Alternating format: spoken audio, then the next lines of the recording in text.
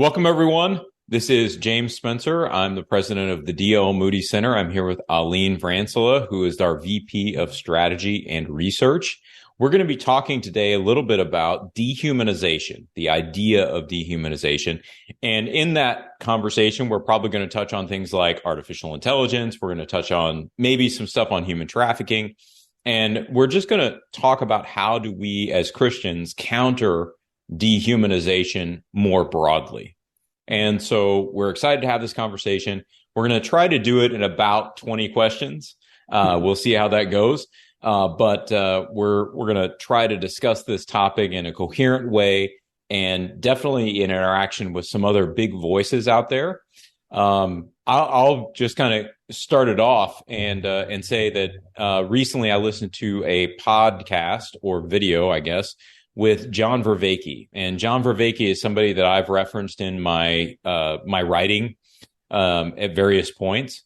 And he's been doing a lot of research. He's a cognitive psychologist. And so he deals with ways of knowing and embodied knowing and all that kind of fun stuff. So he's sort of at the forefront of intelligence and rationality, thinking about wisdom, all those kind of things from a very secular perspective, not a Christian, but very open and amenable to religious belief. And he did a video and talked through some questions about artificial intelligence. And so I think it'd just be wise for us to address some of the questions he raises in a very collegial manner, and see where we go with it. So his first question for really anyone was, should we be viewing artificial intelligence as just another tool? You know, like, is it the new Microsoft Word? Is it the new Google search engine? Is it the new hammer and nail? Aline, any thoughts on that? Well, it's fascinating. First of all, I want to welcome everyone to this video. I'm very excited to be here. I also am excited because throughout the years, I've benefited very dearly and personally from discussions with Dr. James Spencer on various issues and being consumed with the kingdom of God and how do we actually live in the kingdom and also in the empire, right? Both of them sometimes are in tension with each other. My background is tech, fascinated about the tech world. I've always been and always wanted to see how it interacts. Actually, Dr. James Spencer and I spent quite some years developing online education and Christian online education and having to answer the difficult question in saying, is that modality valid of learning using technology or technologies? Right. So that was a good run and I loved it. So for this question, and I'll just start it, and I'm pretty sure I actually would love to hear your thoughts on this, James, is somebody said an expert that actually has a doctorate in artificial intelligence. We're in a conversation one time, and they said this, which was a shocker for me. They said, we do not have true artificial intelligence. Currently, right now on Earth, we don't have artificial intelligence. What he was saying is we have a computer that uses a lot of data. We have to give it a lot of data to do some mechanisms and some fractions and some calculations.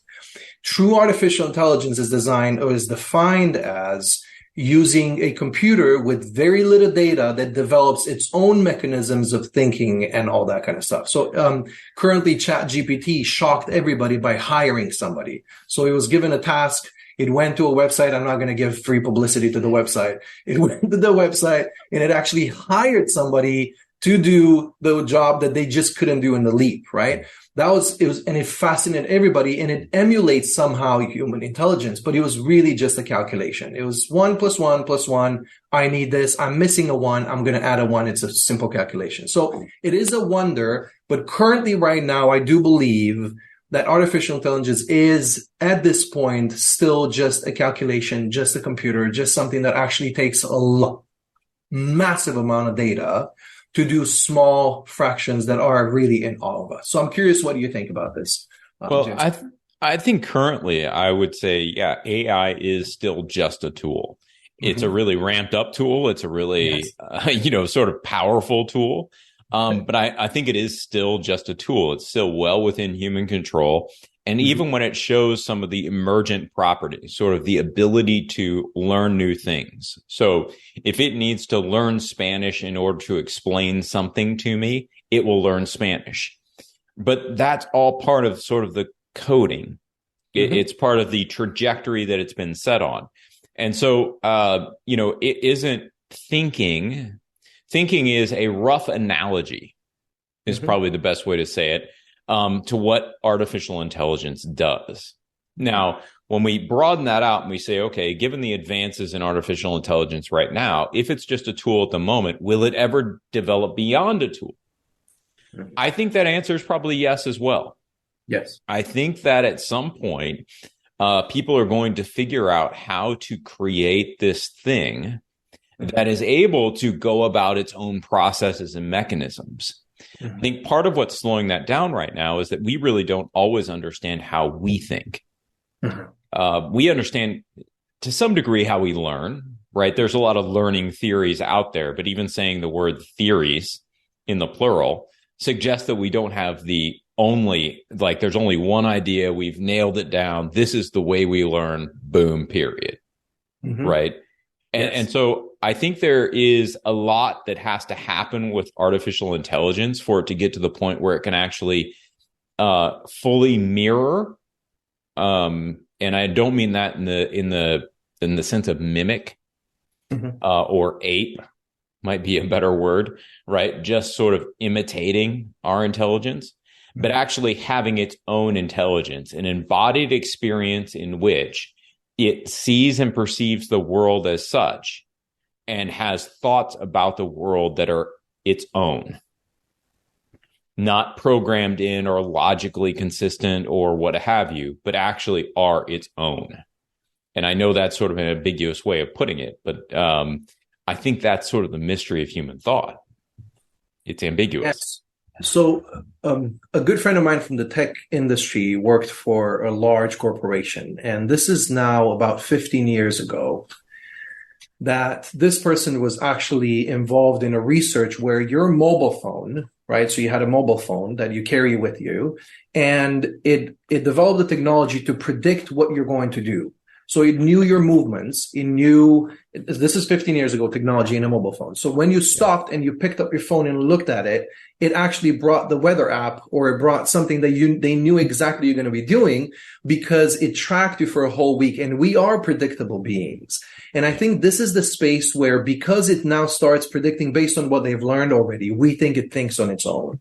Right. I do think eventually we're going to get to a point where all the analysis that now we're tracking everything. If you're looking at China with scoring people's social interaction and saying your score is this, that is a lot of data that is collected.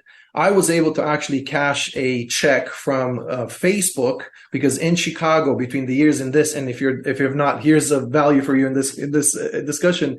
They used face recognition without the approval of people, and they used it for millions of people. Right, all that data is going to go into something. I think right now it is big data, small computing, but I do think because there's space of predictability, because if you look at what we do in a week, there's a lot of predictability. We repeat a lot of Yeah. things. Do I think it's going to get to a point of, and maybe this is going to move us in other discussions, in other questions, of having its own ability to think, its own ability to generate thought, its own ability to generate creativity. And creativity is a human expression that I think is powerful. Normally, we don't think about it until we lose somebody, for example. I don't read poetry for a living at all. But if I lost somebody, nothing I do in my office or in my daily gives me any form of answer. I resort to a poem or something that explains something that is in me. That space is fascinating. Will we ever get to that, right? Where it develops its own thought? I think that's a really good second question here. Can these machines ever be really intelligent or intelligent the way humans are intelligent or conscious about their environment in the way humans are conscious? I think part of that is going to be limited by the lack of embodiment. Now, I say that, and what I mean is the lack of embodiment now, right? I think that many of the sort of robots that have been created in the past, they are built to embody a sort of disembodied program. Mm-hmm. They aren't built to sense in the same way that humans sense the world around them. right? I know that I'm sitting in an office right now that it's relatively comfortable. I'm not sweating. I'm not, super cold, right? Like I have a sense of the environment around me just based on all the nerves and organs and different things that I have sort of within me that give me a sense of the environment. I don't think robots have been created such that those could be even imitated. Mhm. What's starting to happen, though, is that as we get robotics, there is more of an embodiment. It's a different sort of an embodiment. And I might liken that to something like the difference between myself and my house cat. A house cat actually has embodiment. There was a great Netflix documentary. My kids loved it on the secret lives of cats. And part of what they talk about in the secret lives of cats is the function of the whiskers. We don't have whiskers. Well, I mean, you have whiskers, but I don't have whiskers, right? But I'm assuming your whiskers don't yeah, they don't really give you a sense of your environment. Like when somebody rubs up against them, you don't get a sense that, oh my gosh, there's some danger here. There's something I should sense, right? Like a cat's whiskers really function like that. And it's just sort of fascinating. And so I think that when we talk about artificial intelligence and the development of an intelligence or a conscience, what we have to be thinking is it's going to have a different embodied experience than we do just in its nature, right? It's not going to have a stomach and organs, a liver, a kidney, a brain inside of it, whatever. It's going to be components that have different vulnerabilities to the outside world than we do. And that is going to shift the way that it interacts with that environment and interacts with that world. And so in some sense, I'm less concerned about artificial intelligence because what I view it as, right or wrong, right? This could be a very wrong idea. But what I would say is it's similar to sort of another creature that has different strengths than we do, different capacities than we do. If you encounter a shark on a beach, are you really scared of it? Not so much, because it's not capable of surviving on the beach. It's just laying there sort of in the process of dying. If you encounter a shark in the water, kind of a big problem, right? We're not equipped to deal with sharks in the water. And so the environment matters. And I think, as that intelligence and that consciousness develops, it's going to develop within an environmental system, an ecological system, so to speak. And AI is always going to perceive the world differently than us because it has different vulnerabilities, different capacities, different processes that it's looking at the world through. And so I think that what we're creating is not just a mirror of human intelligence, but a new sort of intelligence that will begin to understand the world and interact with the world in different ways. I think it has many concerns, and I think we're going to have to explore some of these. We still do not know, after so many years, the impact of technology even on our children. Like we're still learning from technologies that have been around for 20 years now. What is really the impact of that? A psychologist said, we do not know, and we have no idea what it would mean for a child to see naked people and to be exposed to hundreds of them. We don't truly fully understand. So I think it's really worth for us to explore the conversation on what are some of the concerns. But I also think there's opportunity. So I know I'm a tech guy, and I speak often against really swallowing all these new solutions as they don't offer a trade-in or a trade-off. Right. And I'm the one that actually I think is the responsibility of the tech guys to stand up and say there are some concerns here, there are some limitations, there's some vulnerability, and I've learned from Dr. James Spencer about and if you've not read this before, this has revolutionized my life. The vulnerable hypotheses, the vulnerable world hypotheses, right? That the world is vulnerable, and why is it vulnerable? It's just answering that question. But the opportunity that I think we have is now that intelligence is developing in another environment, now that that we are questioned, and what humanity 2.0 is a point of discussion, right? That we are obsolete as people. And if we see ourselves just through the lens of effectiveness and efficiency, we're getting beat at that game. That's right. Right? A computer can beat me at chess. That's right. 100% of the time, right? What it cannot do is I can just unplug that computer and be like, I'm done, I'm not playing anymore, right? You cannot unplug me. So it's not the same thing, but it can't actually beat me at that game. So if I'm only treated as efficiency and effectiveness, and that's what we do in workplaces, then we're in trouble. But I do think it gives the theologians, the biblicists, the Christian, everyday Christian, the chance to ask the question, what makes me human? Yeah. What makes me who I am? And I was awoken to, and that's why I would love to speak about this, maybe you can address this, of how much our theology is embodied, how much our faith is embodied. And embodied spirituality is such a huge deal, but I've never thought of it.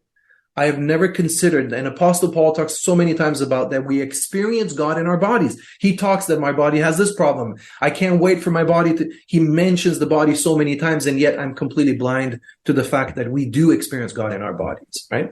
So yes, please. Yeah, I mean, so when we think about, there are ways of, let's take a topic like the image of God, right? What does it mean to be made in the image of God? And there are some theories on that, some explanations of that would talk about it in terms of a structural difference between humanity and everything else. Mm-hmm. That we have the capacity to think in a way that nothing else has the capacity to think. And I think what we're starting to see with artificial intelligence is that it has the capacity for a rationality, for a even, if we think about the advancement of robotics, even mm-hmm. for embodied rationality, let's say, yes. That approximates humans. Mm-hmm. And so the way I generally think about this is what makes humans different from everything else is it is a divinely ascribed role. Mm-hmm. And the divinely ascribed role has to do with reflecting God within the creation that God has made. So we have a lot of temple imagery in the Genesis account. We have a lot of temple imagery in Genesis 1-3, basically. And man is put into this beautiful temple-like garden mm-hmm. as God's image and God's likeness. Mm-hmm. And so I think what we are uniquely designed and created to do is to reflect God to the world. Mm-hmm. Does that involve our intelligence and our rationality? Of course it does. Right. But it isn't encompassed by that intelligence and rationality. It just involves it. Mm-hmm. And I think there's a lot of other things that no matter how advanced AI gets, it could be 150 times smarter than me right now. Right. Yes. Probably is. Right. It has the ability to process 1,000 times more information than me right now. Yes. And that does not impact the fact that I am made in the image of God and artificial intelligence never will be. Mm-hmm. And it has to do with the relationship forged with the environment that we're all put into. Mm-hmm. At the bottom line, God is part of our environment. He has established a relationship with human beings mm-hmm. and said human beings are created in the image of God. Mm-hmm. He has not established that relationship with AI, as far as I know. Right? And so, right. And so it's like, it's similar. The analogy I've used before, if you drop me off and I'm, 15 feet away from a grizzly bear, mm-hmm. that grizzly bear overpowers me 100% of the time. Yes. Right. It's always stronger than me. I don't care how much I can bench. I don't care how much I can squat. I could be the biggest guy in the gym. That bear beats me down every single time. Right. Yeah. But strength, while it's part of the human experience, mm-hmm. is not what it means to be made in the image of God. Mm-hmm. And I would say intelligence, while it involves and it's part of the human experience, is not what it means to be the image of God. The image of God is imbued within us by nature of what God has said, not by nature of what we are. Mm-hmm. It's not something necessarily intrinsic to us. It's something that has been put on us. And so I don't think we need unique characteristics mm-hmm. At the very least, we don't need to think of it in terms of a specific unique characteristic. That's probably the better way to put it. We are as who we are. We're strength, we're intelligence, we're rationale, we're spiritual, we're whatever. Like all of those different things sort of culminate to make us into human. And to be human is to be made in the image of God. That's the way I've sort of wrestled with this issue as I've come about it. It's not about, I could care less whether, it's not like I think somebody who's more intelligent than me right now expresses the image of God better than I do. And there are a lot of people who are more intelligent than me. And so we can't think about this in terms of, lesser and greater. Mm-hmm. We have to think about it in terms of a relational connection, mm-hmm. right? And something that is bestowed on us and given to us as a responsibility, an obligation, a destiny, as opposed to something that we can, quote unquote, realize or live up to. Mm-hmm. I think this is a really good framework as I'm listening to this, and I've engaged with multiple discussions on Humanity 2.0, and I'm consumed by this, especially because technology moved from the printing press being a tool used for a purpose to now somehow it's acting like competing with faith. It can provide to you from the cloud all the hope and dreams and entertainment and keep you engaged in all this. And now with artificial intelligence, it can do things for you. It can emulate. They can actually do things like you're doing. A lot of people are saying, be afraid of your job if you're in the tech industry because it replaces you. Right. But I do think the reason I like your framework is because it makes it, again, about what it's supposed to be about, God. Yeah.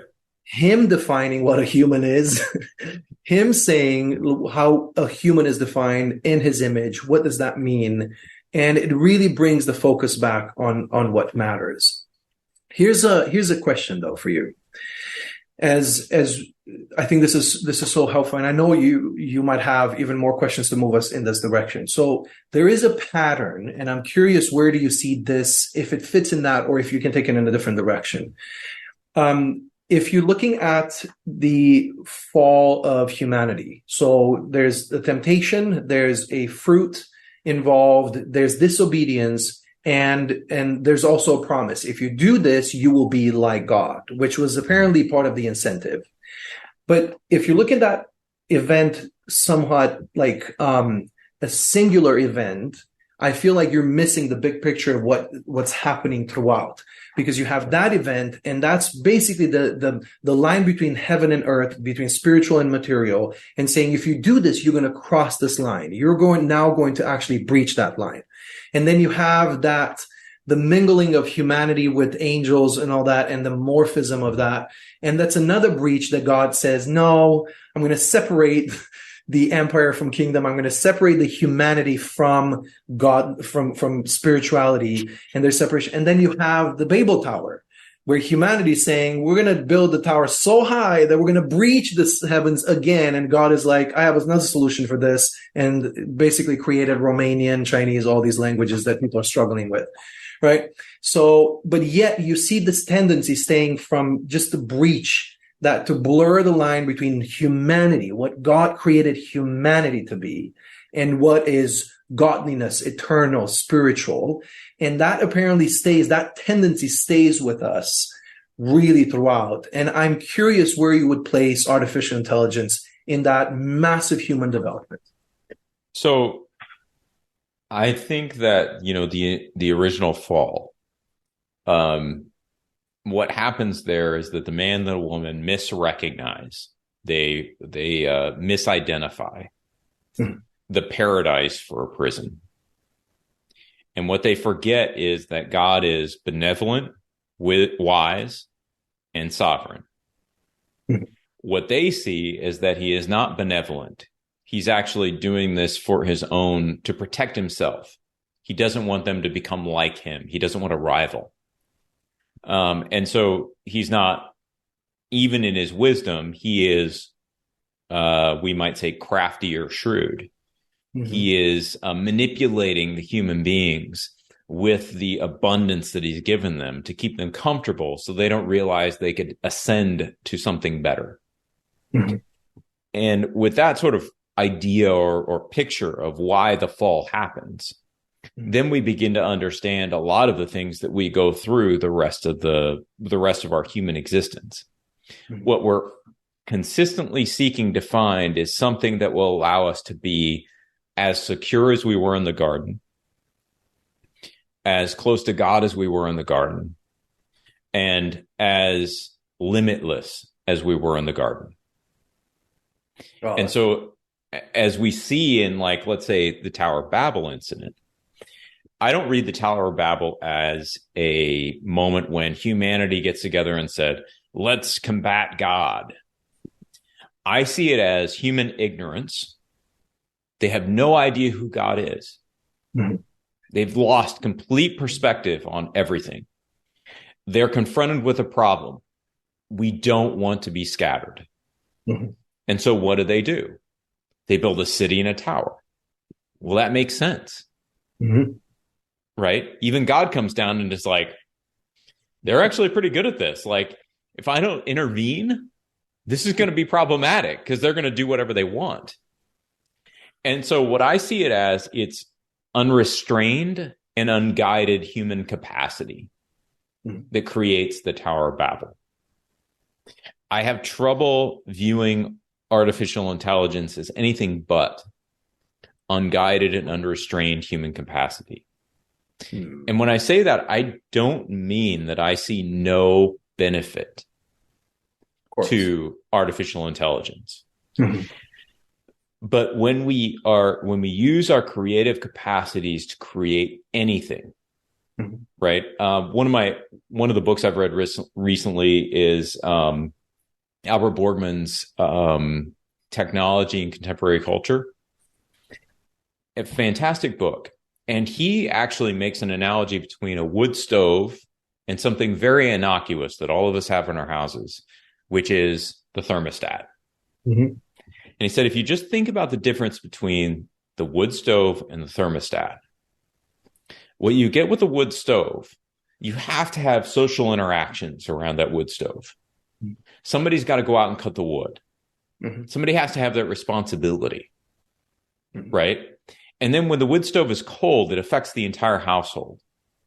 And so the whole household has to sort of come together and figure out, okay, how do we stop being cold? You want to cook? Okay, somebody's got to go have, you gotta have a process to develop that. With a thermostat, what we've done is we've made heat a commodity. I can literally just pick up my iPhone, pop on my Google Home account, and mess with my wife. If I want to make the house 80 degrees, I can, right? I could do it on the road if I wanted to, right? Now, she wouldn't notice because she likes the house hot, but better if I made it like 60 degrees and then she'd freak out. But the point is, there's no particular social interaction. I can just do it at the touch of a button, at the turn of a dial.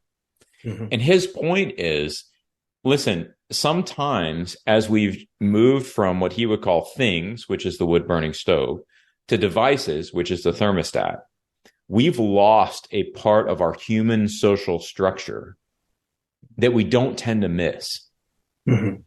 in that sort of sloughing off of burdens Mhm. that we often view as negative.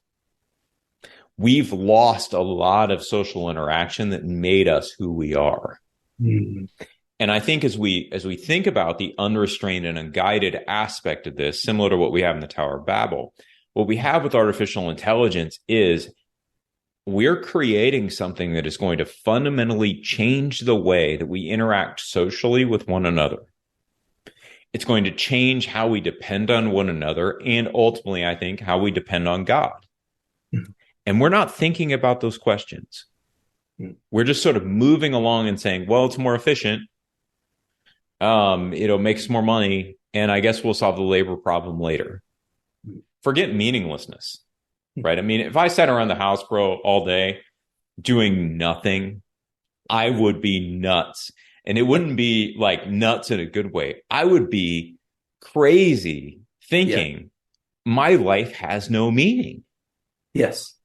Like, I Yes. need the work to make my life meaningful. That's part of what it is to, like, Mhm. let's dig our hands in and let's do something. But I think if we've gone down this path, that's how I would fit this in sort of from a biblical and theological standpoint. At Thrivent, planning your finances is bigger than money. It's a way to support the people, causes, and community you love. Because helping you put your faith into action is at the heart of what we do. Thrivent, where money means more. Connect with us at Thrivent.com. Yes, humans are to be innovative and to use their creativity and to use their capacity. Mm-hmm.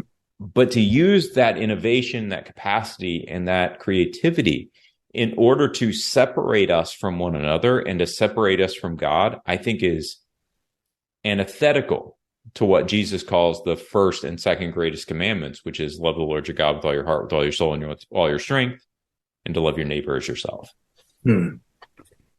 That's really powerful. I actually really enjoyed the thinking of the unrestrained. What other areas of my life am I really doing that? The further question that I have as we're thinking through this is the trade-off.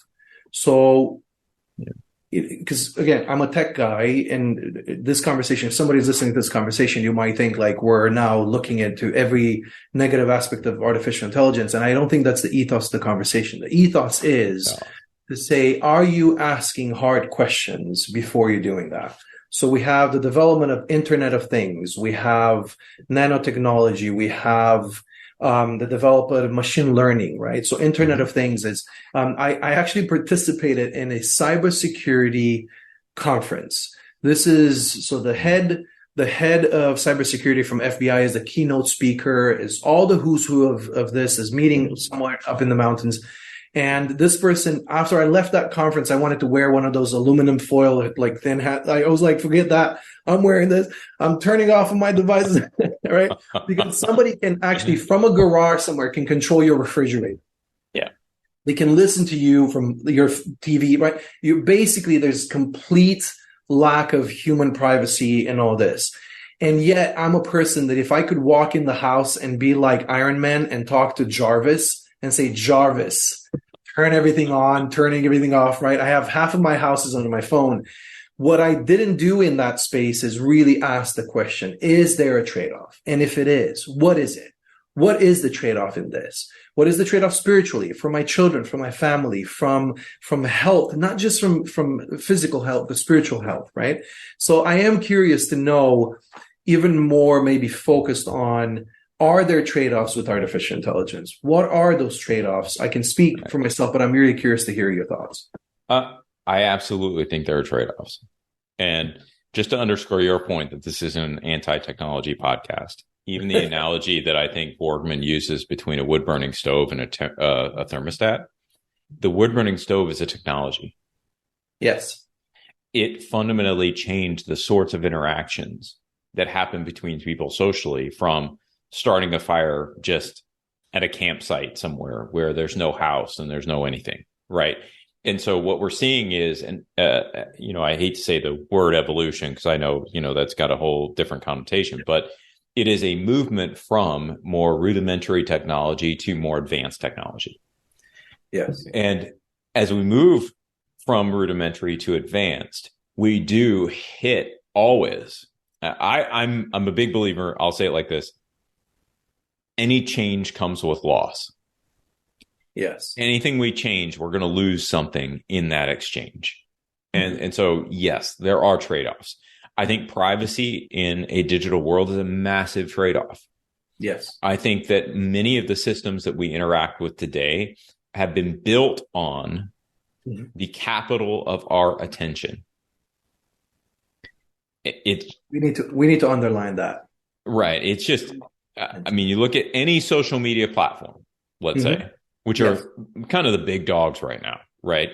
But even if you look at internet websites and scrolling and searching and all those kind of things, it's quantified in eyeballs on. They phrase it differently, but that's the way it really is, right? Search terms rank because they're searched more often, right? It's all frequency-based kind of data, volume-based data. And so if you can draw more eyeballs to your content, that obviously means your content is ranked higher. And I say it like that because I don't think that ranked higher content is always full of wisdom. Not at all. Right? Popularity and wisdom don't have to be correlated at all. Right? But Yes. it's just the way we measure. We say the more frequently viewed, the more popular, Yes. the more Useful. useful or suitable to our ends. Yes. Let's say it like that. Yes. And so, the attention has become something that I think is really, even beyond the data, the privacy issues, I realize are a problem. They're not something that I've focused on. I actually think the attention is the bigger problem. Yes. Our attention drives our privacy issues. Mm-hmm. Mm-hmm. If I were not interested or paying attention to a lot of the things that I'm paying attention to on the internet, I wouldn't have privacy issues. Mm-hmm. This is bottom line. Yes. Right? If I don't need to know everything at the moment's notice that this phone can give me, I have no privacy issues. Yes. Not at Right? all. I don't have to Google search anything. It's not like it's making me do it. No. Now, the oddity of some of this is I say that and it's like, well, my phone is probably listening to me right now. Yes. Right? Hearing you say you don't Google stuff. Right. That's a little weird. Right. I'll give you that. So I think the big trade-off is attention and privacy. That's what we're essentially giving up. But I think even beyond that more obvious observation, we're also giving up a way of being with each other in the world. That sort of social interaction that we have with one another, Yes. we are surrendering that. Yes. So, and by that, what I mean is not just even the sort of social interactions I have with my family. Like, my son and my daughters have phones, and so occasionally they do get buried in their screens, right? And we have to sort of like, hey, the rest of the world's out here. Get away from the glowing rectangle, right? We're all here, and Yes. great. Okay, you've refocused, and that's awesome. Thanks. But it's also the way that we interact with other people. Mm-hmm. And so if I go back to Borgman's analogy, let's say my house has a temperature problem. It's summer here right now, and I'm in the St. Louis area. It gets really humid. If my air conditioning goes out, Mm-hmm. I have no interest in the human being who's going to come and fix my air conditioner. I have a huge interest in the fact that some human being is going to come and fix my air conditioner. Right? I don't care what problems he's having at home. I don't care. Like, I just want it cooler in my house.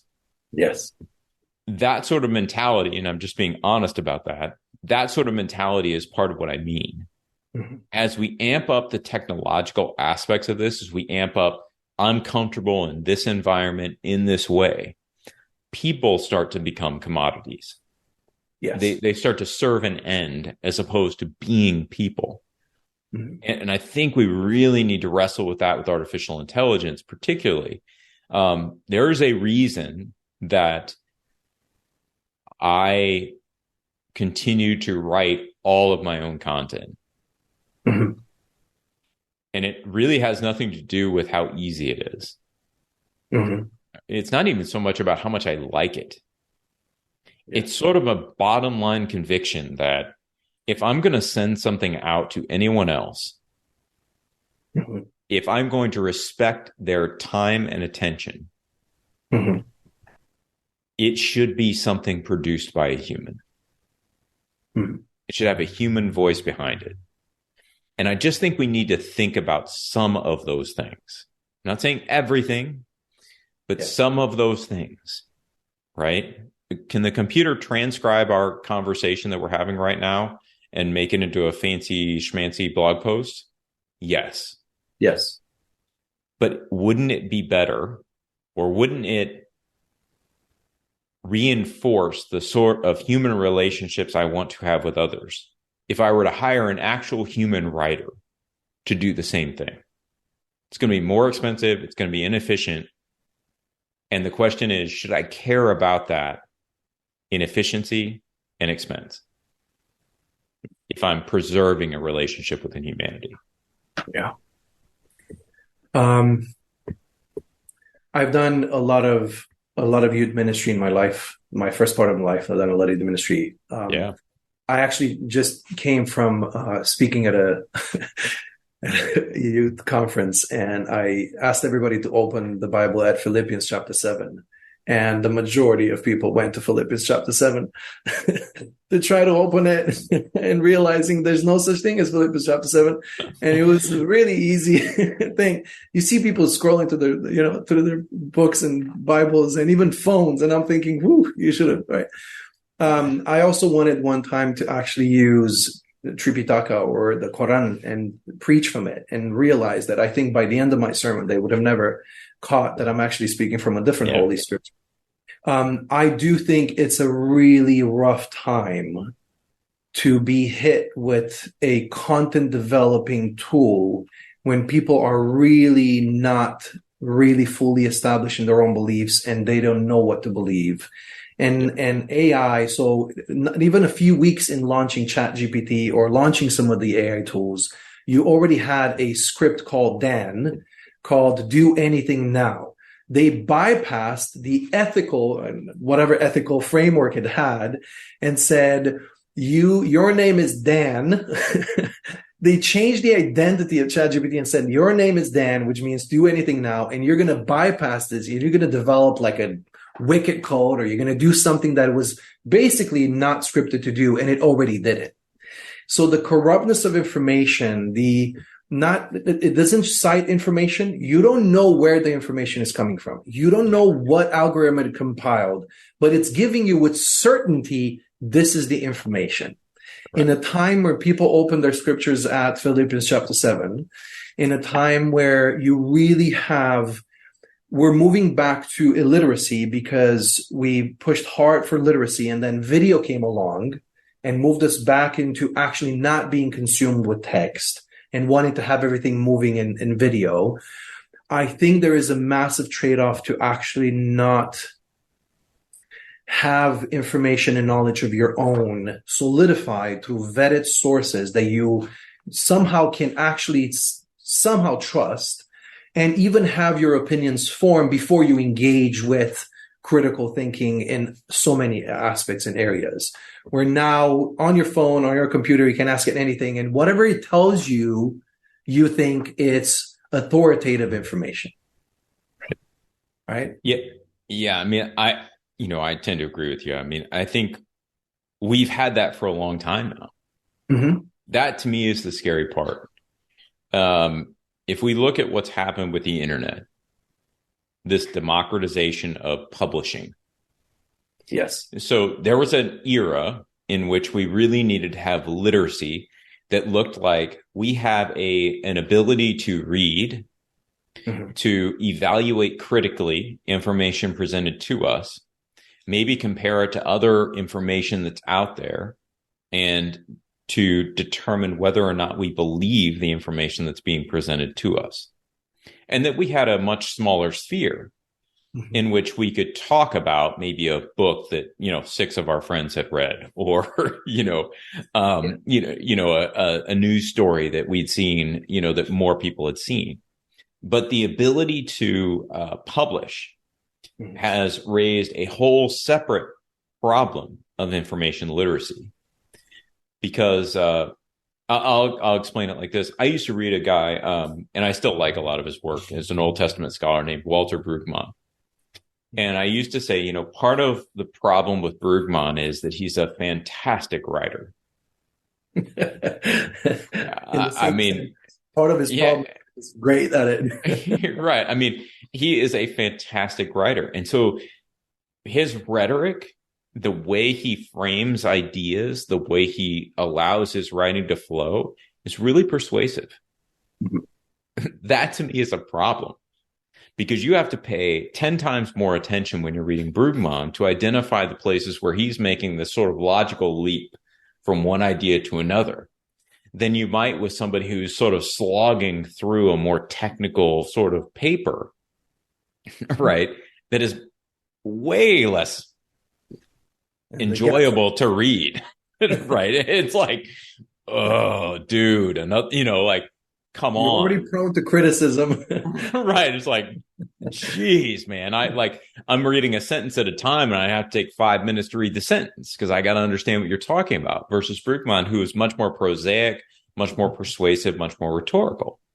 And I think what we've gotten ourselves into in the internet age is something very similar to what I'm kind of trying to describe with regard to Brugman versus a more technical writer. The technical writer is examining things at a detail level that most of us are uninterested in. Mm-hmm. Right? The details of a specific word, the details of the grammar and syntax of a sentence. And I'm speaking more from that biblical and, theological level where, the actual syntax and lexical values actually matter. Yes. Versus Brugman, who does more of a storied approach, right? It's a broader overview. And let me tell you sort of the broad scopes of this story, and let me apply a framework. And so I'll show you all the evidence that's convincing to this view and none of it that isn't convincing. Mm-hmm. Well, it's much easier to read Brugman. He's more coherent, not in the sense of intelligible, but coherent in the sense that it all fits together. Mm-hmm. And I think that's what's starting to happen with the internet age, is that we're all gravitating toward what we find to be coherent. Mm-hmm. And that coherence blunts our literacy. It dumbs it down. It makes it so that being literate is not just what I can understand, but what I actually agree with. Mm-hmm. And so as we move into artificial intelligence, I think we amp that up even more. Yes. Because what artificial intelligence is doing, interestingly, usually, and this is, there's probably some artificial intelligence guys out there who are like, this is the way wrong explanation. But at the end of the day, it's dealing in probabilities. Of course. And so as we look at it and we say, okay, if there's, three options, and one of those three options is maximally more represented on the internet, mm-hmm. Let's say flat Earth versus round Earth. Yes. Right? Yes. It's going to choose whichever one is maximally probable. Or it has more content on. And that's just the way it's going to read it. Well, we don't necessarily know that. Yeah. But what artificial intelligence can do as we depend on it more and more. Now, I would emphasize that as we depend on it more and more, mm-hmm. is that it can create a common knowledge that, by consequence, creates coordination. I think there's a way for conspiracy theories to grow in AI, for false ideas to grow in AI, for wrong theories to grow in AI, simply by creating common knowledge about those theories and coordinating people around them. Mm-hmm. Theories don't have to be right to be influential.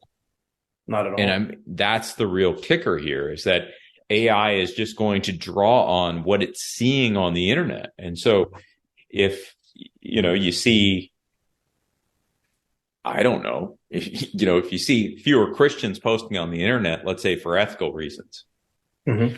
and you see more Muslims or Buddhists or whomever posting on the internet because they don't have those ethical reasons. Yes. Well, AI is going to pull more from those sources than it does from Christian sources. And it's going to start to seem as if those ideas are predominant. The framing is going to be such that those ideas begin to make much more sense. Yes. And we're not necessarily going to notice that. Yeah, it's Apostle Paul walking in, I think he was in Athens when he walked in. Said, I see that these gods are really well defined. You have the name for it. There's clearly defined, but you also have here for an unknown God, right?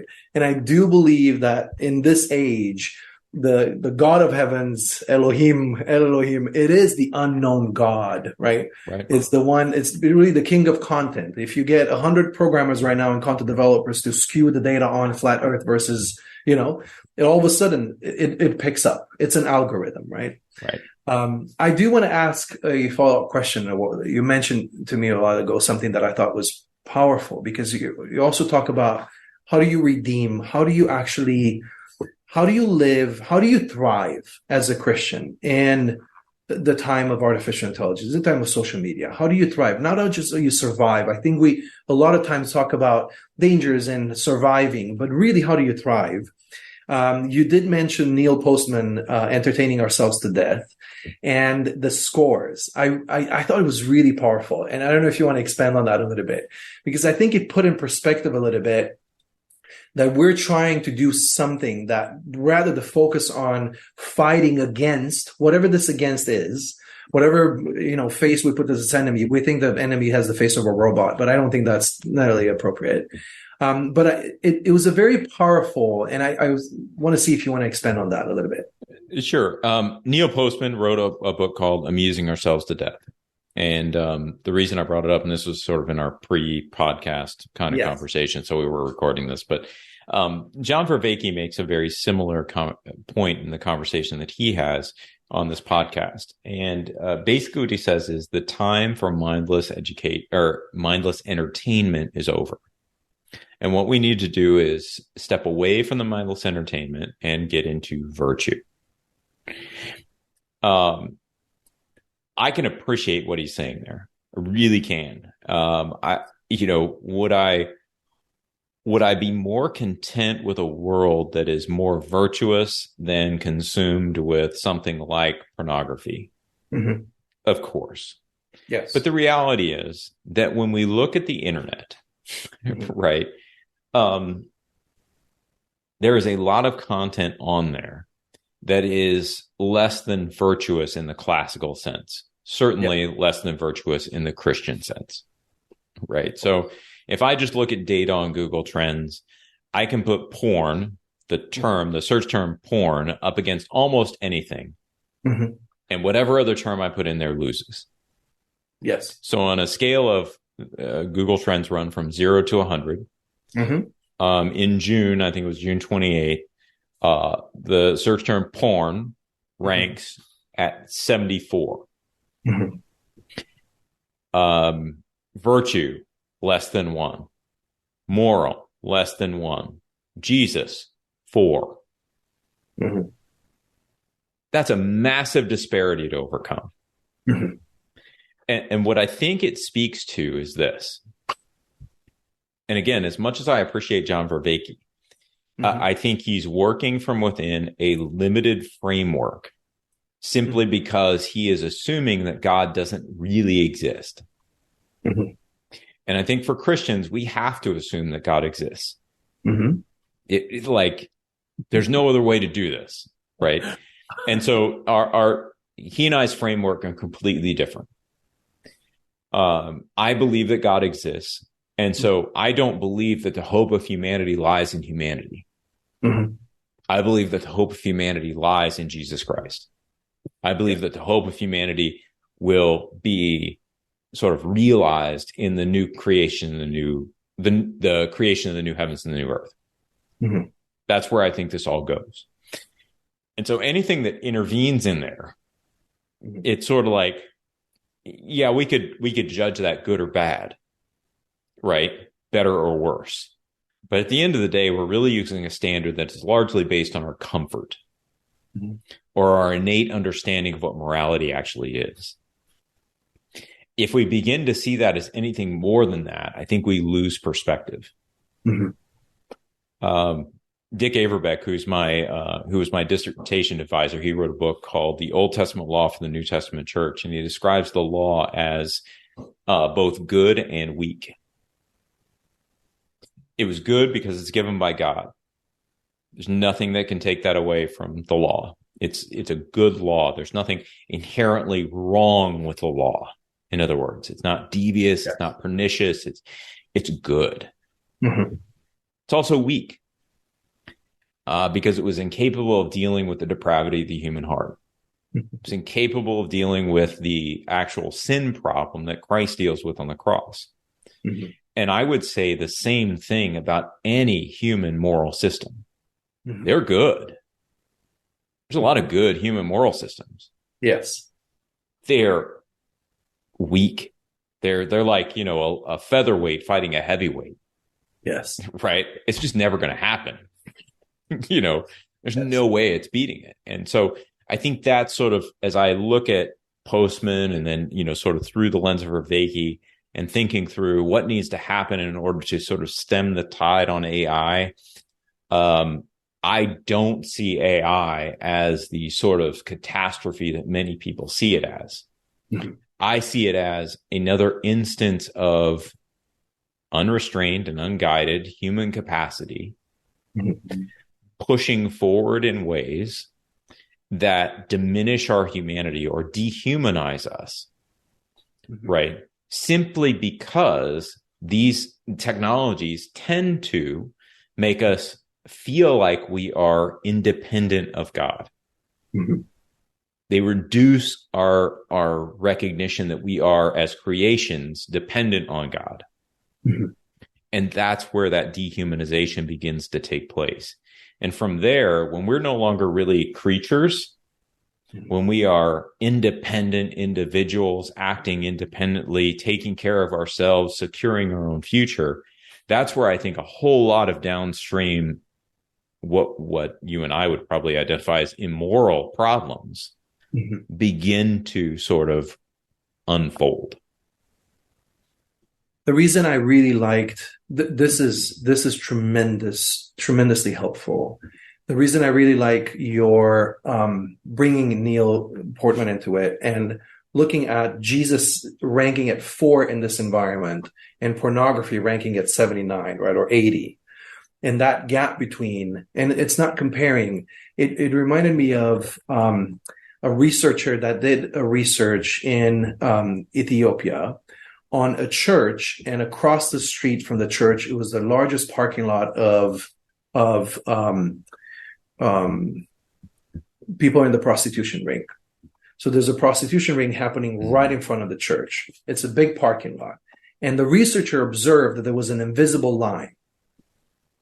And it said, if somebody that was involved in prostitution would cross the parking lot, cross the street, cross the entrance in the church, went in front of the altar and changed their life and gave their life to Christ, the church would come alive and do everything they can to help them. But it was the responsibility of that person to cross all those invisible lines and even prove themselves that they are truly interested in God. Yeah. Before that church, I mean, they went all out to help them to all this. The problem that they saw over there is, and this was a footnote of the researcher. The researcher was a case study, which is interesting of this, the interpretation and the space that they had in that. But what was fascinating, and that's why I think that number is difficult to deal with, is because you also had congregants that were feeding the fire of the beast. Yeah. And basically keeping that alive. Yeah. So this is where you have the invisible lines of what we're looking at and thinking, okay, these are some, what if we move the invisible line maybe in the parking lot, right? If they just cross the street, that's it. We're doing everything, right? What if we put the invisible line behind them and saying they are our responsibility? Yeah. People caught into the most dehumanizing experience that you can ever have, and using your own embodied spirituality and your own body, your own thing for something that is just a commodity. Yeah. Right, which is happening in the internet now and on the internet, which right now there's this guy that actually grew in fame on using webcams and women like that, and he's the most Googled person. He's portraying himself as the Googled person, right? The most famous person by growing and selling people, actually, which is fascinating. But what if that invisible line is behind? While we're consumed with that, the graver concern is that we're also the ones actually making that gap between pursuing Jesus or pursuing that even wider, right? So as we're looking at artificial intelligence and the development of technologies, just thinking through, how am I contributing to that, to the dehumanizing conversation in my own human experience? Am I, somebody said something that I really loved, and it forces you to think of that fits with AI. It said, it was a Romanian author, actually, and I'm always proud to actually put a Romanian author forward. But they said, every person is a mirror. You sit next to some people and you see yourself lesser. You see yourself as less intelligent, less beautiful, less wealthy. But you sit next to some people and you see yourself whole. not better, but whole. And I thought it was such a nice difference, right? Where you actually, that space and time where you sit with the person and you have a chance to see yourself, whether lesser, because that person is more intelligent than me or they're more capable, which is this effect of AI, right? It's authoritative because they have something that I don't have. The massive difference is you can sit right next to the best computer, best looking robot, best looking thing, and you will never feel whole. Yeah. It does not have that power, that capacity to sit next to it, to see yourself in the person, but yet to see yourself as a faulty, broken, corrupt human being that is loved and accepted and all that, right? So that's why I love that gap, right? It's visible, but I'm thinking, what do we do with that? Well, it's an important gap to understand because I think when we think about dehumanization, we often think of major moral issues of our time. We might think of abortion. We might think of human trafficking. We might think of pornography, and sort of the sex industry overall. But probably what we should be thinking of is anything that makes us feel lesser. And those things are particularly things that sort of societally and maybe structurally are organized to make us feel lesser. Right. And to organize and to make certain people feel lesser. Yes. But I would actually say, dehumanization occurs when we sit in front of somebody and feel lesser. There's a big part of being a PhD, right? So I earned my PhD. And I think I learned this very early on from a guy who mentored me through my MDiv, Walt McCord. Walt McCord actually never earned his doctorate. I don't think he'd hate me for saying that on this podcast. But I don't think of him less because of that.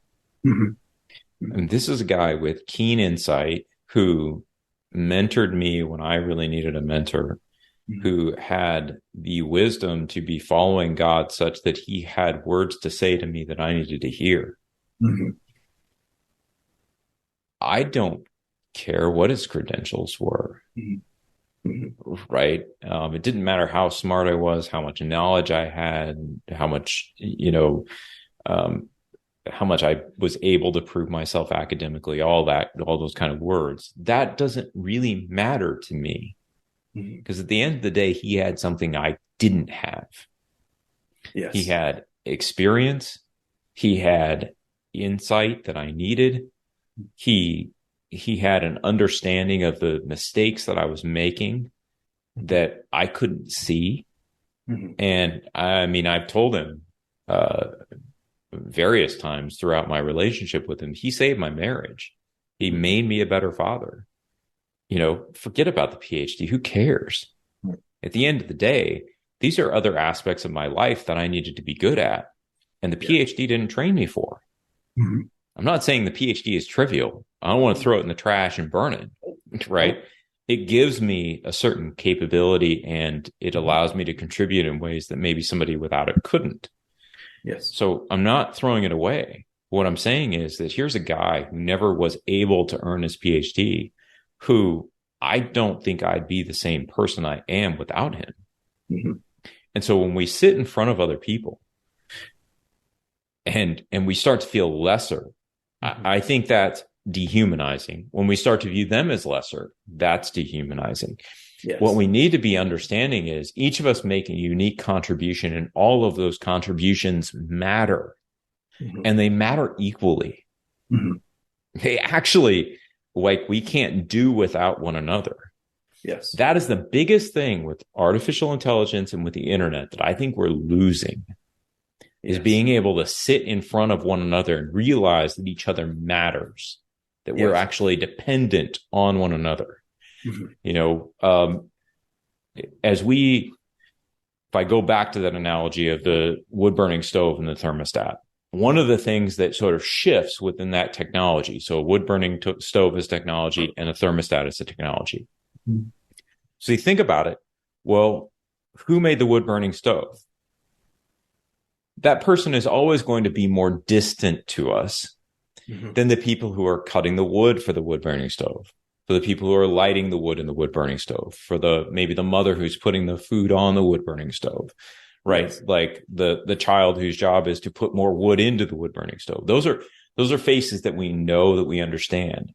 Yes. Now, but we might not know who actually crafted the metal, right? Who the blacksmith was who sort of pounded that out and created the shapes. We might not know that.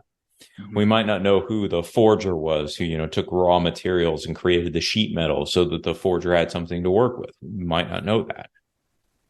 And I think those are the amplifications that we're getting into in the internet age. And so it's not odd for us. At Thrivent, planning your finances is bigger than money. It's a way to support the people, causes, and community you love. Because helping you put your faith into action is at the heart of what we do. Thrivent, where money means more. Connect with us at Thrivent.com. And I kind of hate to keep sticking with the pornography thing, so I won't. So I'm gonna kind of shift gears and just say, human trafficking is a great example because human trafficking isn't limited to the sex trade. Right? Human trafficking is about also treating humans as just laborers. We don't know who's making a lot of the products that we purchase.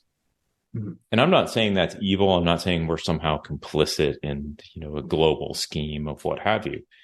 But it's a reality of our situation. The people who stock the shelves at Target, I don't know who they are. People who made the product at Target, I don't know who they are. Yes. They're anonymous.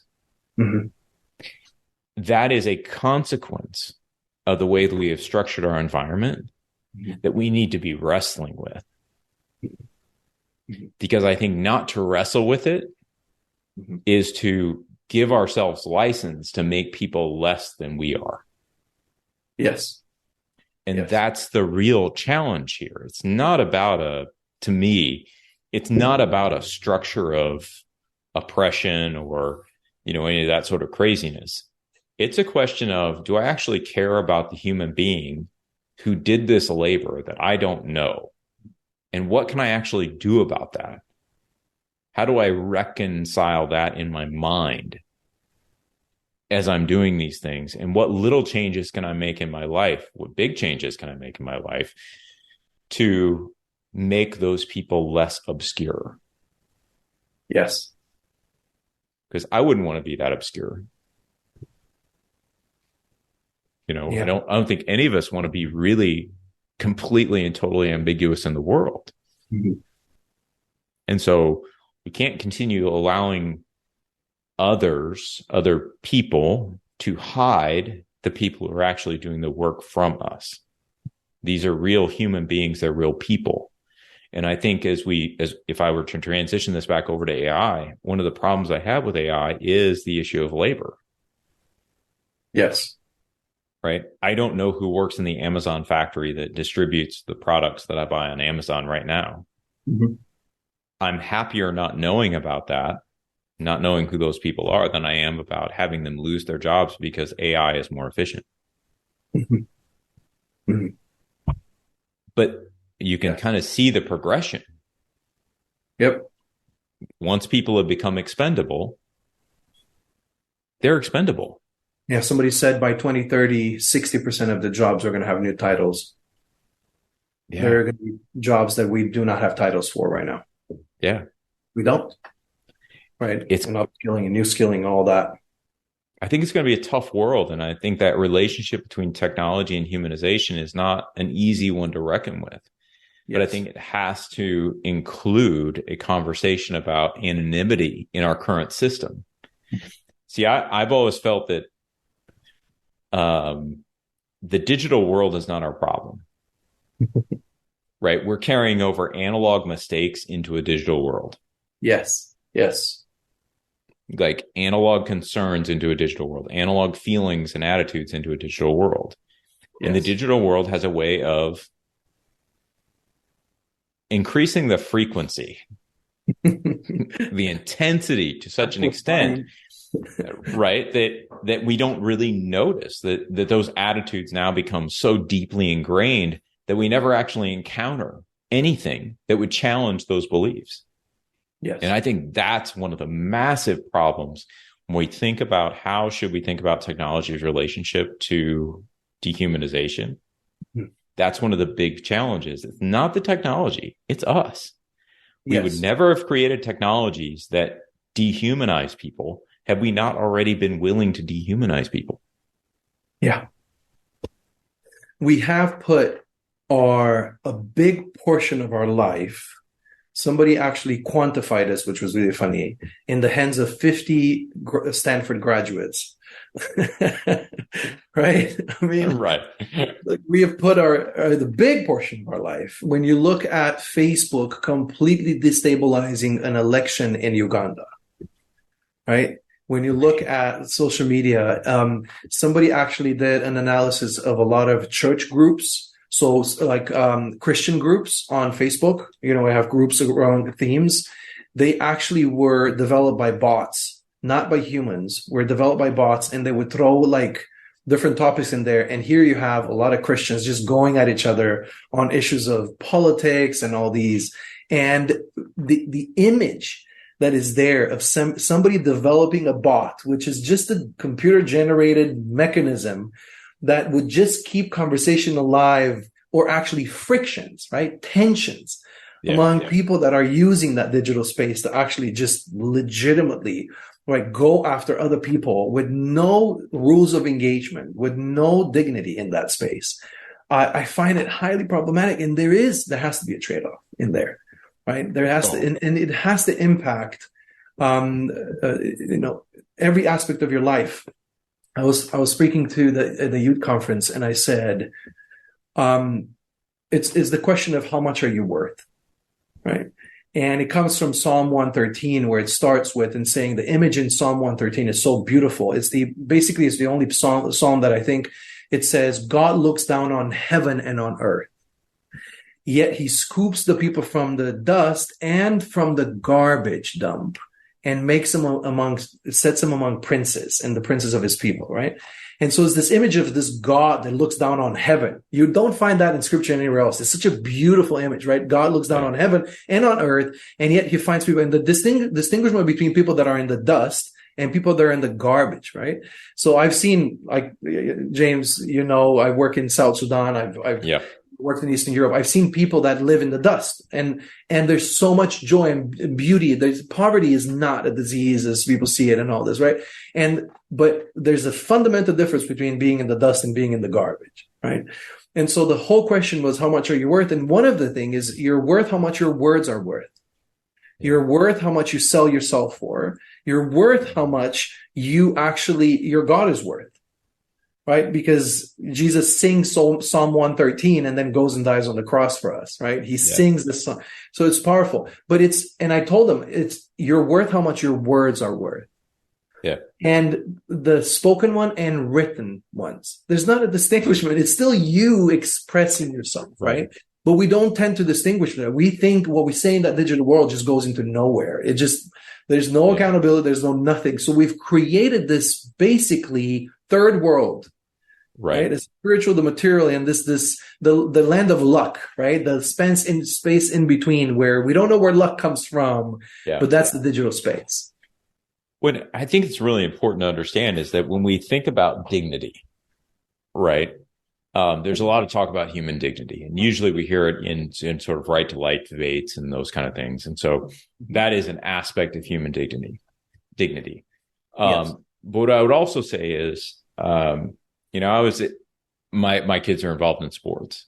And so I sit at sporting events a lot. I hear a lot of parents who are, let's say it nicely, advocating for their children. And I will say sometimes my gut reaction is, to sort of revert back to something that has almost always worked for me, which is just to be a bully and tell these parents to shut up, to tell them that they're, incorrect about what they're saying, that they should just be quiet on the sidelines and maybe go away somewhere, or, just sort of intimidate them into silence. Yes. Right. And it's hard not to do that. I'll be really honest, right? It feels unnatural to me not to do that. And, but I don't do that. Um, and I think a lot of it has to do with my understanding of dignity. Dignity isn't just attacked when we are attacked.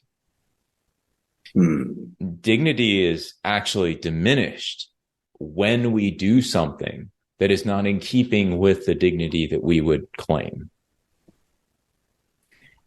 And I think that is a sort of fundamental misunderstanding that we're dealing with on the internet. All of this stuff with cancel culture, all this stuff with triggering, all this stuff with whatever it is, right? It's like, I have dignity no matter what anyone says to me. Yes. And to the extent that I can demonstrate that dignity, even if it comes just through silence, maybe a reluctant silence in my case, right? Where I'd really like to say something, but, I sort of had this picture of my wife putting her hand over my mouth and shutting me up. But it's that preservation of dignity that we exhibit as we don't respond to the things that are inappropriate around us. When we just help not only ourselves, but we also help our kids, for instance, in my case, as they're listening to these parents on the sidelines, and I have to help them understand, listen, just because they're being undignified doesn't mean that there's a way for me to approach them. Could I stop them? Probably. Would it be good for me to stop them? Would it be appropriate for me to stop them? Would it be in keeping with a Christian testimony to stop them? I doubt it. And so we have to think about those trade-offs when we think about dignity. Dignity is not just about what we take away from other people. It's also what we rob from ourselves as we are interacting with other people. It's sort of a two-way street there. And I think that's really crucial for understanding not only dignity, but again, dehumanization. Because any time that we are surrendering our dignity, I think we're also dehumanizing ourselves. Yes. We're basically saying that, your example of the church across from the street from the brothel. Yes. Right. Whenever a churchgoer goes over and participates in the brothel, they're not just dehumanizing the prostitute. They're dehumanizing themselves. Yes. It's a two-way street. That doesn't it's not as if one person is, sort of being oppressed and the other one is completely clean. They're both deformed now in some way. They're both less human than they were before that interaction. And it's just the way we think of that it sort of keeps us from really recognizing some of those things. I don't know that we should feel any worse for the people who frequent strip clubs than we do for the people who dance on stage. They're both buying into or selling an illusion that creates a whole fictional narrative of what it means to be in relationship with one another that just isn't true.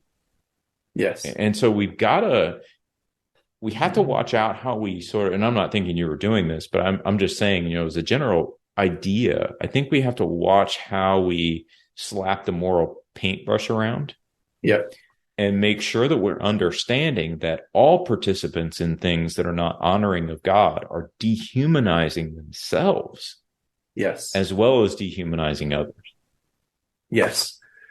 I think what an important point to make on the fact that we do have, and I think the digital world is creating this false sense of safety where you're doing things, but those things are not being done to you. Right. You're saying things because you just want to let people know instead of saying that you're actually you're being something, you're not saying something, right? Or you're being lesser, you're developing yourself and dehumanizing yourself in that process, right? But it's a false sense of safety, I would say. Correct. Yeah, it's an interesting, one of the examples that I use pornography, again, is an easy one to go to, right? It's an illusion. We see what is happening, in just the same way, Aline, that you have no idea whether I'm wearing shorts or long pants right now. One Right. can only hope. Right. But the Yes. video frames sort of what Yes. we can see. And Yes. so you have no idea beyond the screen Mm-hmm. what's happening in my life, right? My house could be on fire right now, but Yep. you wouldn't have any clue unless the smoke started pouring in through the door. And I think that's a very similar way that we should think about pornography. Mm-hmm. Is that while these women are probably really good actors, these men are probably really good actors. Mm-hmm. Right? They should be winning Academy Awards for the acting that they're doing, because I can't imagine that what they're doing is actually enjoyable. Mm-hmm. Mm-hmm. And so we don't see what's going on behind the scenes. And I would urge people. One of my favorite books is The Empire of Illusion by Chris Hedges. Okay. He's got a fantastic chapter in there on the illusion of love, where he details what happens after shooting a pornography scene. And I mean, it is difficult to read, but so important to understand. Mm-hmm. Mm-hmm. But I think one of the examples that sort of maybe helps people shift their perception even more than just pornography, because pornography, again, is sort of that moral issue where we're saying, yes, people who participate in morality or in pornography are horrible human beings. But I would say something even like Schindler's List, right? Academy Award winning movie. Right. You had all these atrocities happening in Nazi Germany. You had people dehumanized in ways that we haven't really comprehended since. But in the movie, what you have is a reenactment of that dehumanization. And I understand the intent was to underscore how bad this was. My concern is that in doing it, you re-dehumanize people in the reenactment. And I'm not sure it's worth it. Great movie. I've seen it once. It's not something I want to watch again. Like, it's not, on my favorites movies list or something like that. Right. But you just watch it and you're like, you have these people who are in sort of states, complete nudity, acting embarrassed because they're completely nude. And I think we have to ask ourselves, that portrayal of people, what we've just done, we've reenacted a dehumanization in order to give a picture of how bad the dehumanization was. And when you sit back and look at it and you go, but what am I watching? And why am I watching it? When it was completely extraneous. It didn't need to be there for me to understand how atrocious it was. And yet I've done it. It's a very strange dynamic that we have often in our world, where we're willing to re-dehumanize people or dehumanize new people to reenact dehumanization from the past. And we call that art. Yes. And I think it has this sort of odd effect on us, that it's like some things are immoral, but as long as we're just portraying immorality, that's okay. And so what I want people to get their heads around is this, is that dehumanization happens as an exchange between humans, right? It's not some atrocity in the past. It's always an exchange between humans in the present. And so it's an interesting thing to think about, right? That your brusque interaction with the grocery clerk that makes him or her seem like a robot for all intents and purposes is actually a way of reinforcing dehumanist tendencies in our daily life. Like, we've got to fight against this. We can't just point to instances and go, we should just avoid that. It's got to be an active, everyday sort of thing, I think. You mentioned Nazi Germany, and I think one of the greatest upsets in my life came from watching the documentary of Adolf Eichmann. And Adolf Eichmann is considered to be the designer, the architect of the final solution 4 hours documentary on the way he was captured and his trial. Yeah. And during his trial, they coined the term the banality of evil. The reason this was hard was because you had an entire world, and especially the Jewish people, looking at every reaction that this person had, because they had to justify that he's a monster. You have to be a monster to do this. And his point and his defense was, I was doing my job. I was behind a desk doing my job, and I just followed orders. So, so you have a world that is watching him to find the smallest, all of a sudden something comes out of him like in Men in Black, and he's basically a monster. He's not a human, he's a monster. And yet, during that trial, they coined the term in Jewish people, the banality of evil, that he did this as his job from 8 to 5. He went in there and designed a solution that killed millions of people. And it upset me because it actually put a mirror in front of my life to say, not at that scale, clearly, but it's in me the potential to dehumanize somebody, even maybe part of my job. I design something, I do this. People that steal people's identity or online or do it. Right. They design ways or softwares, right? The social media documentary that came out and said that when they designed the social media platform, they intentionally built friction and they use psychological principles to make people fight with themselves. That's somebody sitting behind a computer or a desk designing. That's right.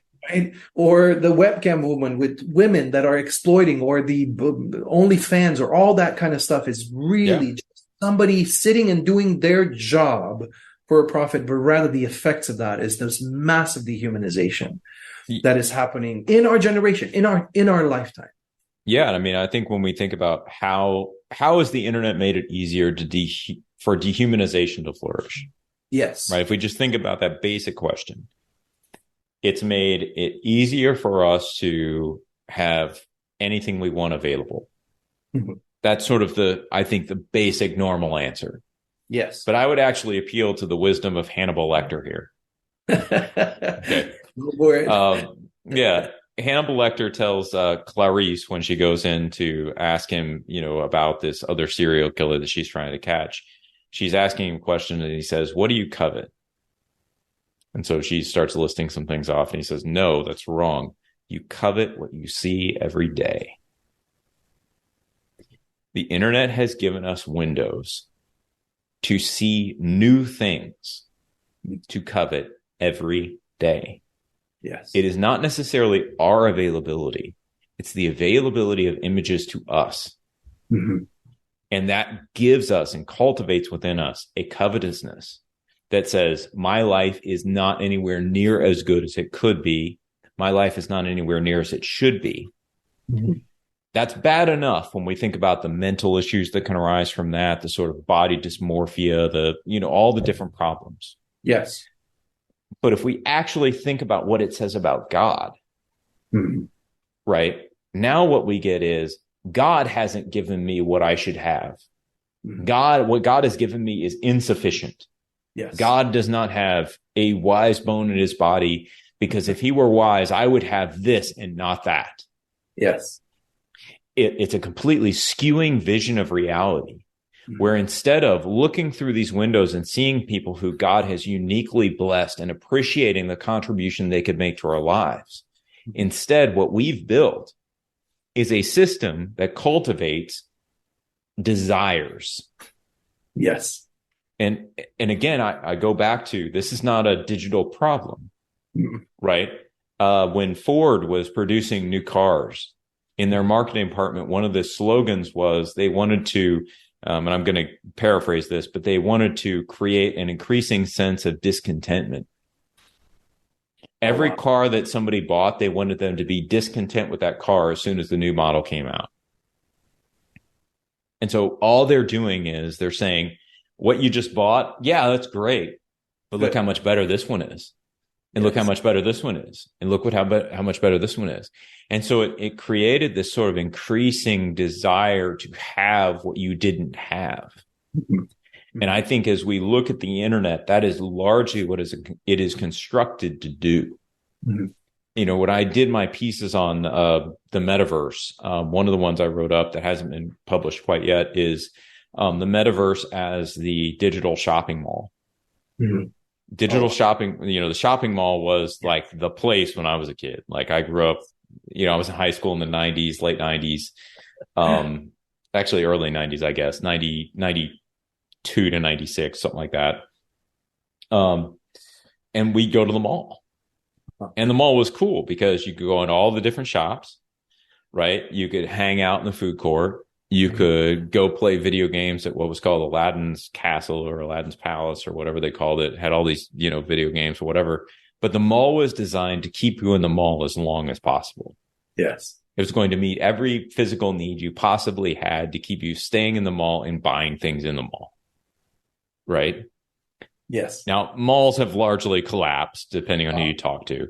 At this point, I'm kind of hoping they come back, because at least you got to drive somewhere and interact with human beings. But the metaverse to me, and I think AI is a part of what the metaverse can draw in. Yes. The metaverse is going to be designed to keep us inside the metaverse so that we can buy things in the metaverse. Nobody's creating the metaverse benevolently. Yes. Like, oh, everybody should have a place of virtual interaction where they can just go and hang out. And there should be no charge for that ever. We should just fund it as a nonprofit organization and never make any money off it. No, it's going to be a commodified environment. Yes. Where we're constantly buying things within it. And so that's my analogy with the shopping mall. Now, as we think about then how technology ultimately drives dehumanization, we become consumers, other people become producers, and our limited exchange is some sort of commodity passed back and forth, whether that's cryptocurrency or actual money. It doesn't really matter. Yes. We're viewing it as a moment of exchange, right? Of monetary exchange, for lack of a better term, than of actual relationship. And it's based on I don't know what you call it, a sense of ongoing diminished contentment with what we have. Like, why can't I stop shopping? Well, it's because I'm not happy with what I have. But the more I buy, the less contented I am. It's not working, but we keep doing it. But we don't acknowledge that it's designed like that. Right. We think it's something with us. We need to have it. Right. That somebody actually designed that to be an experience, right? The scandal with Apple, that they actually made their systems to their iPhones to go slower at the 2-year mark, right? Right, exactly. You would start literally moving slower. And you're like, this phone, I'm done with it. Junk. I need a new one. I need a new one, right? And I'm like, you never stop to wonder why a phone that cost you $1,000 just stops working after 2 years. Like, is that not a problem? That it just starts being slower after 2 years when we used to like pyramids that lasted like 6,000, 10,000 years, Right. So that's not a problem, but it's designed like that, right? Yeah. So I'm curious if somebody once told me the secret of how to never read a book. And they said, if it's not a really good author, just read the first and the last paragraph. They're gonna feel compelled to introduce so much and then to summarize. So you only have to read the first paragraph and the last paragraph of every chapter, and you figure out, like, right? I don't want us to be not good authors, especially on the podcast. But I'm curious if we're going to summarize just some thoughts as we've been through some things. So if we were to summarize some of the things that you would really want to make sure that somebody takes away from this conversation, if artificial intelligence is another tool, or the difference between machine and consciousness, or some of the things, if you were to highlight some of the things that you would want to make sure. Yeah, let me toss a couple things out. I think right now artificial intelligence is a tool, and we shouldn't allow that to lull us into a false sense of security. Yeah. I think that it's wise of us to learn how to use AI, how to be literate in an AI world, is sort of the way I would put it. Yes. And so we've got to learn to interact with these tools as they come out, because I don't think they're going away, which means that we can quickly fall behind the curve. Yes. Now, there's a difference in my mind between becoming literate and becoming enamored. I have no particular, I mean, I interacted with ChatGPT for a piece that I wrote on Christian resistance or technology and AI. It's a piece that's available on moodycenter.org and people can download it for free. I did a whole conversation with ChatGPT. Interesting. I'll be honest, never been back on there again. Just it holds no particular enamorment for me. It was interesting for a couple days to play around with it. And I'm sure it's advanced from the point that I did it. I just don't care. So there's a literacy that I do think we need to develop, but then there's also a sense of, do I really need this tool in my life right now? I'm not sure, I'm not sure I do. And so we do need to recognize there's a tool that's available right now that'll probably expand beyond a tool. I do agree with John Vervaeke on that in the future, it'll probably become more than a tool. What does that mean for us? I think for Christians, and I'll speak exclusively for Christians right now, I think it doesn't mean a whole lot for Christians. And I say that sort of, I guess, facetiously or maybe polemically or just to challenge people. Christians should already be concerned about being strange in the right ways, right? About being aliens and sojourners who proclaim the excellencies of God through the way that they live in this world. And so at the end of the day, AI is, whether it's the Antichrist or not, I won't proclaim one way or the other, right? I'm sure there are theories out there already. Yeah, I'm sure there are. At the end of the day, yeah, exactly. I mean, there's so many Antichrists out there right now. It's unbelievable. We're good. But at the end of the day, I just think Christians should be Christians. And so to the extent that we are, you want to combat dehumanization, imitate Christ. You want to combat consumerism, imitate Christ. Right? You want to have a more constrained, restrained, and guided understanding of how to use technology and how to relate to it, imitate Christ. Oh, wow. I know it's a trite answer, but at the same time, it's like sort of profound. Yes. Right? Because to the extent that we imitate Christ, everything around us starts to take on a different meaning. Because Christ saw the world differently than we do. And so if we imitate him, we take on his desires, we take on his determination. I mean, this was an individual who surrendered his divine status or set aside his Godhead in order to come and live as a human, knowing that he was going to suffer and die on a cross. There's something to that when we imitate it, right, our little problems start to shrink away. And it's not that we don't experience them anymore. It's that they really do truly become little problems. Yes. And so I think that AI shouldn't have that big of a impact on the way that Christians live. I think Christians should already be living in a way that AI it's like, it's just another thing we got to think about, right?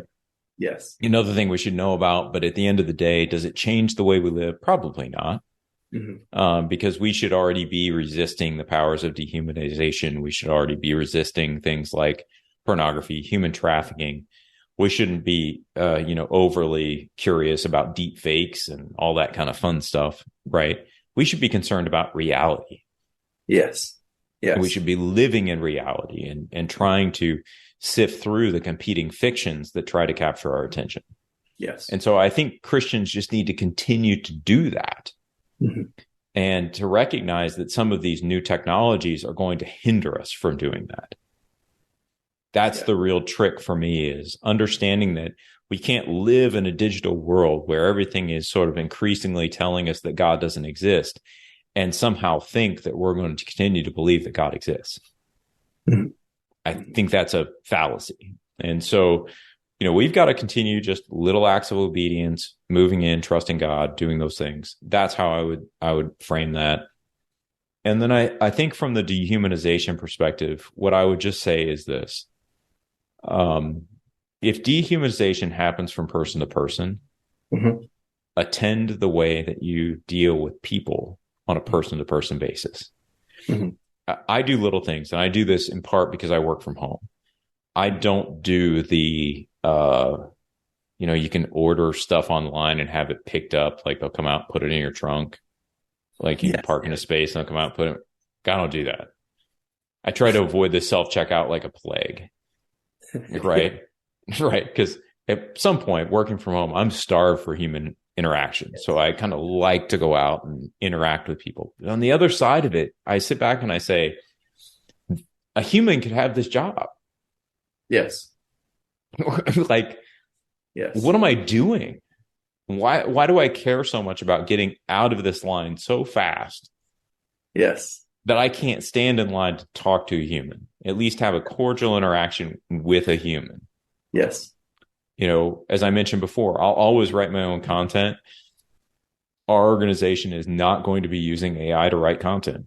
Mm-hmm. Period. We won't do it. Yes. I will never do it. I don't care how much it costs me to hire a writer. I will always hire a writer over using AI. It doesn't make any sense to me not to do it that way. Makes sense. And so just do those little things that you can do, that you can control, right? Like engage humans as humans and let AI be whatever AI is going to be, but actually engage humans as humans. And then I think the last thing is, we just had a Supreme Court ruling that was really interesting. A set of rulings, right? You had the trifecta of affirmative action, student loans, and one other one that I'm blanking on right now. But the student loan one is a serious one. Yes. And to go back to my strip club analogy earlier, the strip club that has when I drive to St. Louis, there's a strip club that has a digital sign. And I was driving by it going to St. Louis today, and it said, student loans got you down. We're hiring. Yes. Let's not make student loans a political issue. Let's make it a human issue. Mm-hmm.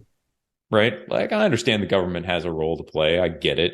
Like that. And I don't begrudge even Biden for attempting to do something constructive with it. Mm-hmm. But at the end of the day, there are students who, whether by their own fault, right, they were just sort of ignorant walking into it, which I have a feeling that may have been a lot of them, having been in higher ed myself, right? We know how this works, right? There's sort of a hard sell just to take out the loans and you'll get a job after. Trust me, wink, wink. Yes. Many promises. And so, you can see that, or whether it's just, from other circumstances. But the reality is this isn't a Republican Democrat problem. This is a human problem. And when humans get in straits that involve money and survival, I think it puts them at a higher risk of dehumanization, especially particular sorts of dehumanization. Mm-hmm. And so we've got to be careful about how we think about these things. Massive debt is not good for anybody, any society at all. And there are always going to be bad actors who are going to take advantage of that. Now, conversely, you can say the same thing for people who have a lot of money. Wealth is no guard against being dehumanized at all, right? The way we spend our money can dehumanize us just as it dehumanizes others. And so there's that dynamic. But to close it out, I think those would be my sort of parting comments. And just to say, if we want to participate in rehumanization, right? Not dehumanization, but rehumanization. We have to put ourselves in a position to know the people we're interacting with. Mm-hmm. Things can't be automated, I don't think, and us be rehumanized. Mm-hmm. Yes. Because there's always somebody who's doing work behind that automation, or somebody who is now losing work behind that automation. Somebody who is, doing something that we aren't noticing, being a craftsman, being a programmer, being a whatever. There's somebody behind those things that we're not seeing. Yes. And so I think the best way for us to approach a rehumanization is to actually treat other people as people. Mm-hmm. Don't treat them as a transactional relationship. Mm-hmm. that to me is the real trick here. We've got to start seeing people as people, not as bags of flesh who can fulfill my needs in some way. Or as they were seen in Germany not too long ago, and during that dreadful time, dirt and soil. That's right. That's right. And so Yes. we've gotta start actually understanding the stories of different people. We've got to understanding who they are. We can't make them into opponents. I have my particular views on a variety of political issues, but at the end of the day, I see no value in demonizing someone who is of a different political position than I am. Yes. They're people. Normally, right. They're lost people. Yes. Right. And so if we're not really wrestling against flesh and blood, but we're wrestling against powers and principalities in the spiritual realm, there's no reason not to view those people as people. Yes. Yes. God takes a massive issue with dehumanization. Massive issue. Because it is a spiritual issue. It's not just a worldly issue. That's right. And there's a lot of loss in there. Yeah. It's a lot of loss. A lot of loss. Yep. Yes. Well, that's great. I love the opportunity to actually think through this. What's fascinating to me is that even though we spent some significant time, we only scratched the surface on this massive issue. And I think we definitely should have a follow-up conversation on some of the deeper issues that are happening here. But this was great. I really appreciate the opportunity. Yeah, it's been great too, man. And I appreciate you being on and just hanging out. And this has been a great conversation. And so I'd look forward to having more with you, and maybe we'll get a few experts on to talk about some of these very specific topics that we've already talked about, and kind of dive a little deeper into those and see where it goes. But give them a hard time. They have to pay for being experts. That's right. That's right. Exactly. All right. Well, everybody, thanks for listening, and we really appreciate you hanging in till the end here. And hopefully, this has been positive for you, and that maybe it raises questions with you. And I just encourage you to follow those up and to keep thinking about these issues. They really do matter. And we'll catch you in the next episode. Let us know what you think wherever you see this on social media, YouTube, wherever you hear this. Let us know what you think. I'd love to hear from you, actually. And that's right. Yeah, and if you'd like more content like this, you can go to usefultogod.org, usefultogod.org. The radio program that I host is there are some episodes on there, as well as some of the guides and different things that we put out as an organization. And so I just encourage you to navigate to usefultogod.org and check us out. Thank you for being with us. Thank you. Has fear stolen your peace? I'm Jennifer Slattery, lead host of the Faith Over Fear podcast, helping you fight your fears and grow your faith. Subscribe at lifeaudio.com.